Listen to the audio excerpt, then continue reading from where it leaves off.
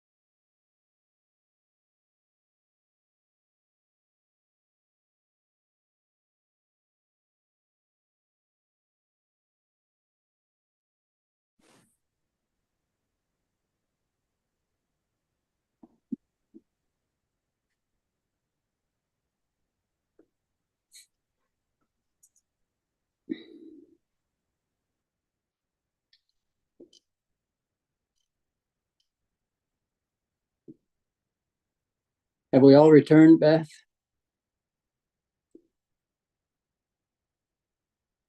You're muted, Beth. My apologies. It looks like everyone is back.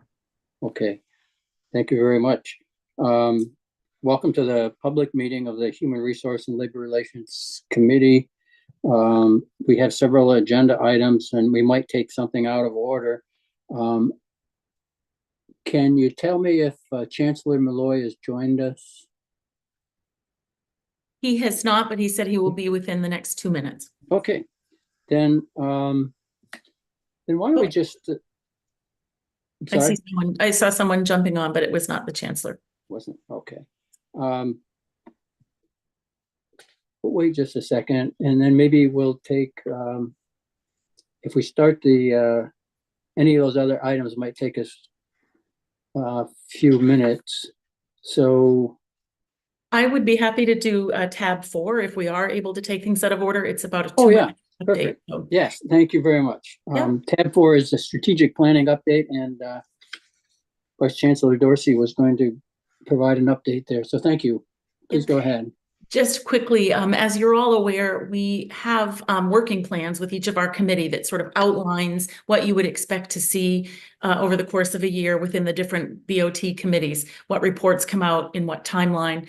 The HR work plan has always been by topic and not really chronologically. So I'm working with Katie, who's with us on the call today, to make that more chronological, just simply so that we're more aware of kind of time-wise in the order in which we need to do things.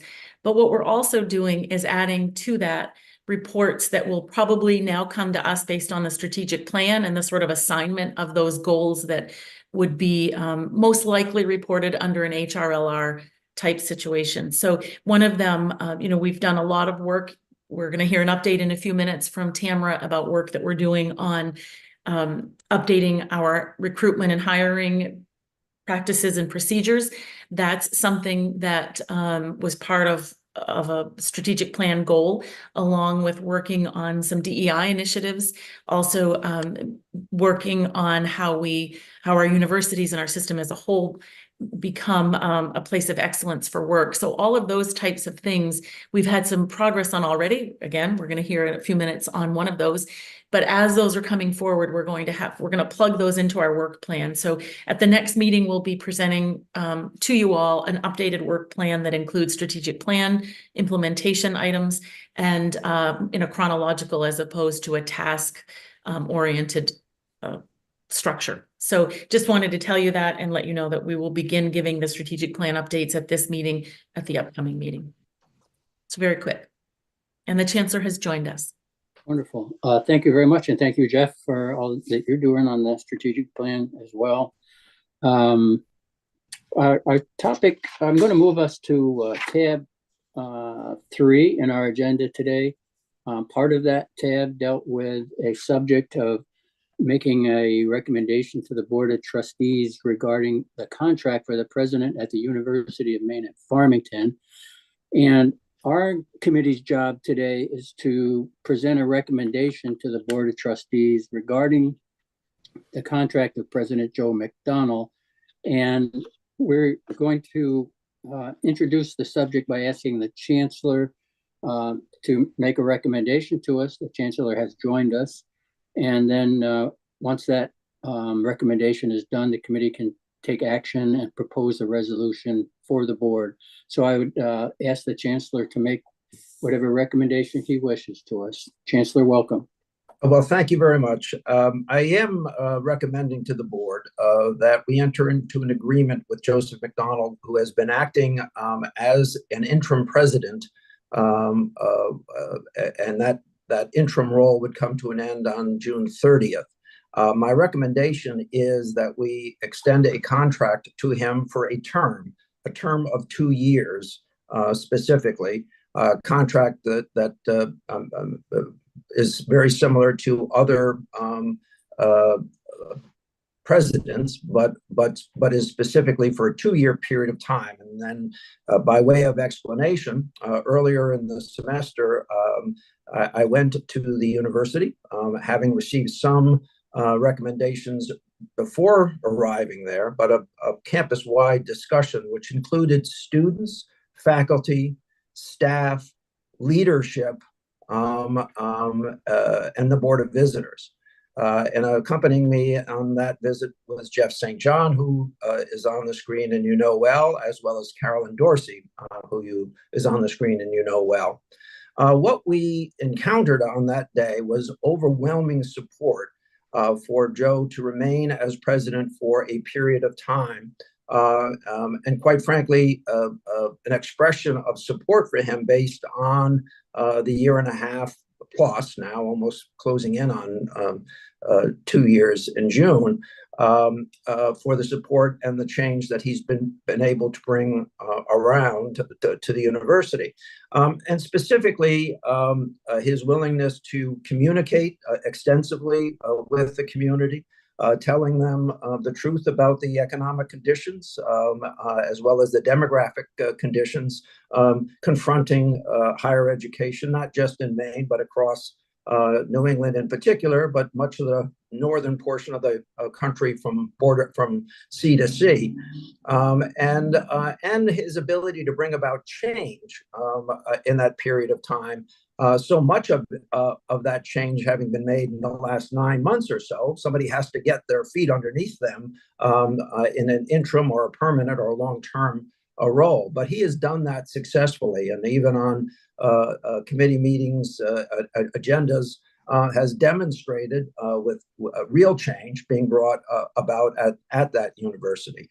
He has pledged to bringing that university into financial alignment with its population, something that we know is necessary for us to match the requirement that the trustees have set forth, that we have to have balanced budgets that do not rely on revenue sources from the system beyond the initial allocation, which is made on a basis that compares all of the universities.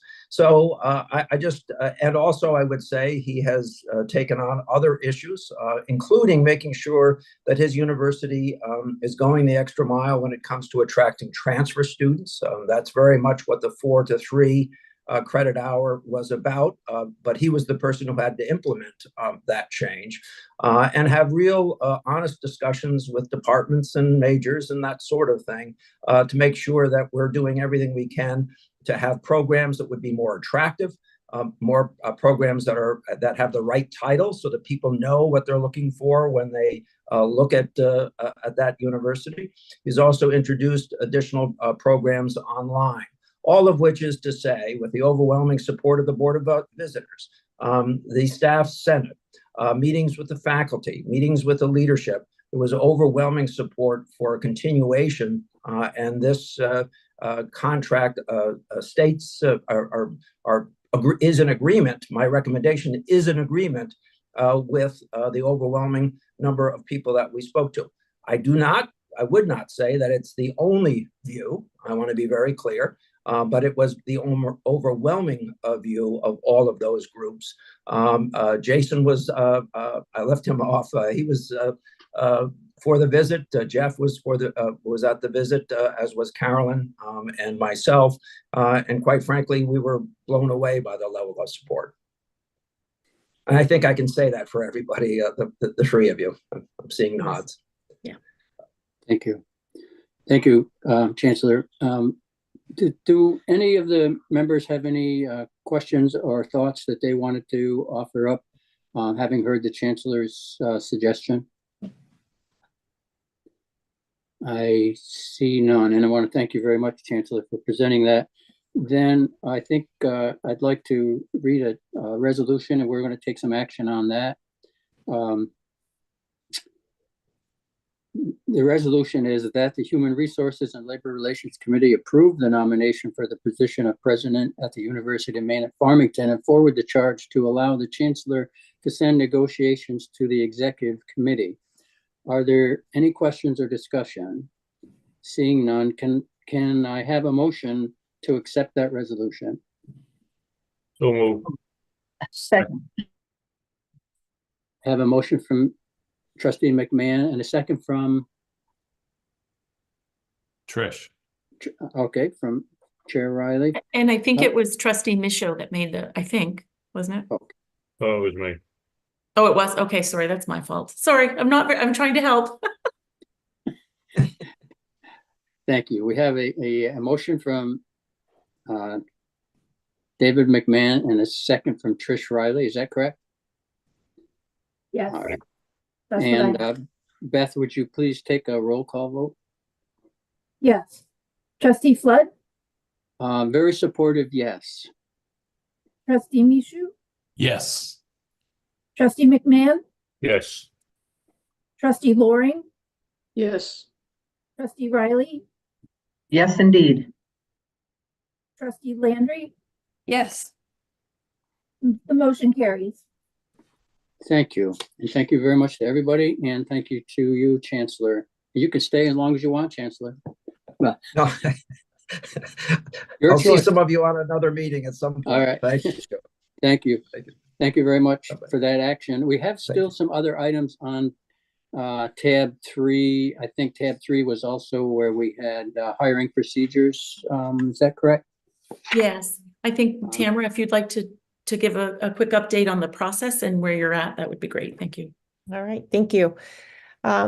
Yes, so I have been working with the HR leadership team and then with a broader group of stakeholders, which included representatives from finance, representatives from hiring departments, faculty, staff, administrative hiring, executive search, to review our policies and procedures around search and hiring, and to articulate those in a manner that will be easily accessible, and that will be consistent across all campuses and essentially for all level of searches.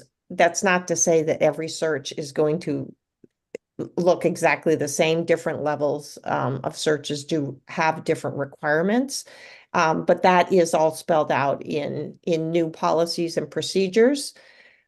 There will be new administrative practice letters that will be posted. We are in the final stage of reviewing those and presenting them. The presidents, for instance, have not seen the draft yet, but they are pretty much our final step in implementing new policies and procedure for search and hiring, for search waivers, and an overarching policy to guide that work. And we expect to have these documents implemented before July 1st, but certainly over the next couple of months. And that will be communicated out to all employees. Thank you.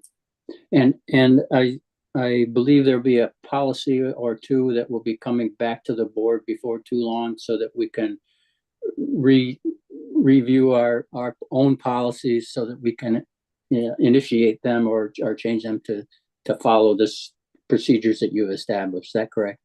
Yes, there will be, we're proposing one board policy with respect to search and hire. And Thank that you. will come back to this board, to this committee.